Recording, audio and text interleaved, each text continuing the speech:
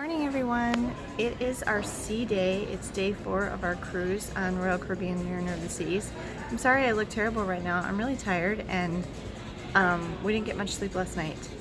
And I didn't put any makeup on this morning because I'm too tired and I didn't feel like it. We are presently waiting to start our behind the scenes ship tour. I will not be allowed to film on the ship tour, but I will be allowed to take pictures. So I might make a video of those pictures later. So anyway, my understanding is we're going to see some engine room stuff, the bridge, and the galley at least, and maybe something else. I don't even know. Ben and I are just sitting here waiting right now for Megan to come down, and we have to meet the tour in about 7 minutes. Hope everyone's having a good day. Safe travels.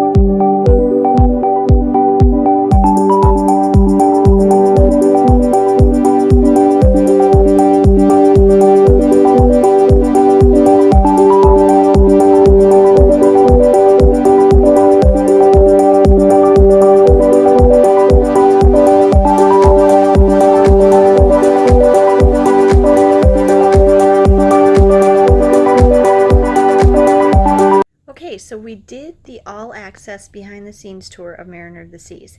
It took almost 3 hours. There were a couple of times we had to wait for access or permission to do certain things, like going onto the bridge. And so there were a few times we had to just kind of stand and wait. It was really well done. I highly recommend it. It got a little long for Ben, but he was very, very good. We got to see a lot and we learned a lot. Every place that we went, our main tour guide, well, we had 2 of them. One was Joaquin. He was from Spain, and he's actually a dive instructor, but he really knew his stuff, and he said the last ship he was on was Freedom of the Seas. And he took us around everything, but then he would turn us over to a specialist in each area of the ship, and they would explain like what they do and all the things about that area of the ship. And then there was another woman. Her name was, what was her name? Karina? I think she was from Chile, and she was a shore excursions person, but she told me she'd only been in shore excursions for 4 weeks. And I started to ask her, where did she work before that? And then one of the security officers that had to like scan us before we went into sensitive areas came over and told her something about us. We were about to go in the bridge just then. So anyway, we got to go to multiple areas of the ship in crew areas. The first place we went was the galley. We went through the dining room. We saw the galley, and one of the chefs from Hungary, what was his name? Can't remember. Took us all around the galley. There was also a galley tour That was this morning, and they came. Gabon was the chef's What was his name? Gabon. Gabon. They came into the kitchen, into the galley, just as we were leaving. We were in the galley probably the longest time, don't you think? Yeah, we were in the galley a long time, maybe like half an hour. It's huge and it's on like 3 levels. And he explained a lot of different things. And so that was very interesting. And then I mean, everything from how they make the bread, 25,000 bread rolls a day, to how they wash the dishes and everything in between. Then we went to provisions. Yep, then we went to provisions, and this is why we had to wear long pants. The guy from provisions who met us to take us around had a great big puffy winter coat on. I don't even know what his name was because he had that big puffy winter coat on. And he took us around and explained how they provision the ship and how they keep everything clean. And there was a guy in our tour. Our tour was maybe 15 people total. We did have a family of 4 people, some or all of whom were deaf, and so they had a sign language interpreter with them. And so alongside whoever was explaining things to us, the sign language interpreter would go up there too and sign everything for them. Anyway, the guy in provisions took us into the fridge. But there was what I was going to say is that's why we needed the pants, because it was cold. One of the chillers. There were many of them. One of the guys on our tour used to work at Universal Studios, and so he was asking a lot of good questions about like inspections and stuff that guy answered quite a bit about. Then we went to engineering, I think.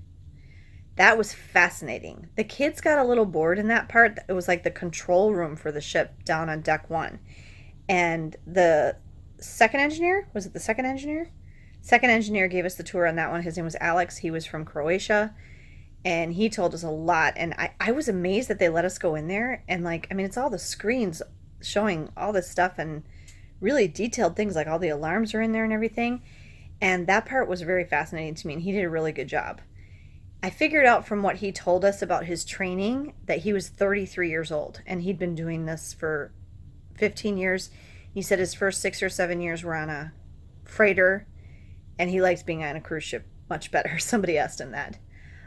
He told us a lot about like ship emissions, and I asked about and the regulations for that, and I asked specifically about Royal Caribbean converting their new ships to LNG, to liquefied natural gas, and he talked about that a little bit. He said they can't really convert the older ships to LNG, but they're in the process of installing scrubbers on all the ships so that they can minimize or eliminate their emissions into the air. And then we went to environmental control. The environmental director took us, and he was actually a marine biologist, and he was very, very tall, and I did not get his name. Did you get his name? No. He was a marine biologist, so his job was to looks like a Max. Yeah, his job was to, very tall, blonde guy. His job was to oversee everything that gets discharged from the ship, like mainly water, waste, anything in the air, stuff like that.